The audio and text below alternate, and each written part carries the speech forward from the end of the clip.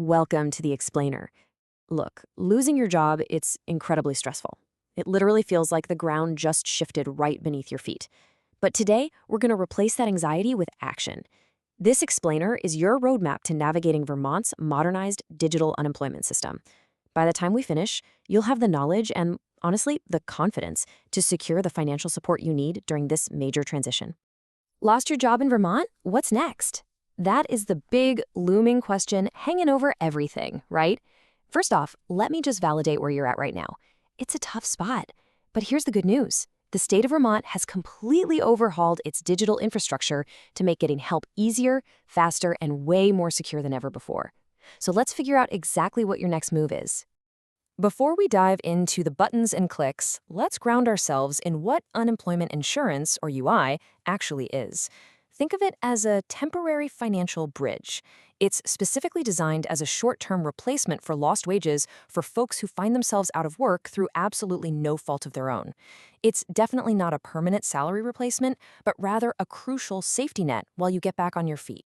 Okay, let's dive into this. Here's our roadmap for today. 1. Understanding eligibility. 2. Creating a My Vermont account. 3. The filing process. 4. Maintaining benefits. 5. Avoiding mistakes and appeals. And 6. Timelines and support. Section 1. Understanding Vermont UI eligibility.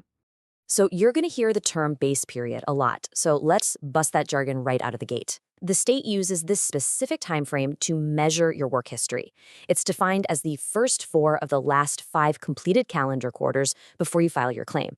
To pass this test, they basically want to ensure you've earned at least $2,386 in your highest paid quarter within that exact period. The absolutely crucial point here is that you must meet 3 foundational rules to qualify. Number 1, you earned those minimum wages we just talked about. Number 2, you lost your job through no fault of your own. And number 3, you must be able and available for full-time work right now.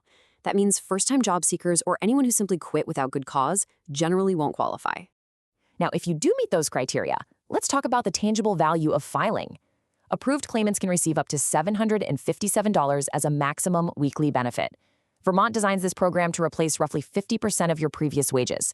It's that vital bridge to help keep the lights on and the groceries stocked while you hunt for your next role. And how long does that bridge stretch? Well, standard unemployment benefits in Vermont can last for a maximum duration of 26 weeks in a given benefit year. That gives you roughly half a year of runway to find your next great career opportunity. Moving right along to Section 2, creating your My Vermont account. The starting line is simple. You'll head over to my.vermont.gov. Entering a valid email address is the absolute mandatory first step to setting up your single sign-on account. You cannot share this email with someone else's account. It has to be uniquely yours because you're going to need it to verify your identity. Once you punch in your email and set a secure password, you'll be prompted with a terms screen. This modernized single sign-on is brilliantly designed to keep your personal data completely secure across multiple state agencies. You just review it, hit agree and create account, and you proceed to the next phase. After you verify your email address through a secure link they'll send you, you'll be greeted by a welcome screen confirming your registration. When you see that, take a deep breath. You have successfully conquered the account creation hurdle. You are now officially logged in and holding the digital keys to the state's services. All right, Section 3, the step-by-step filing process.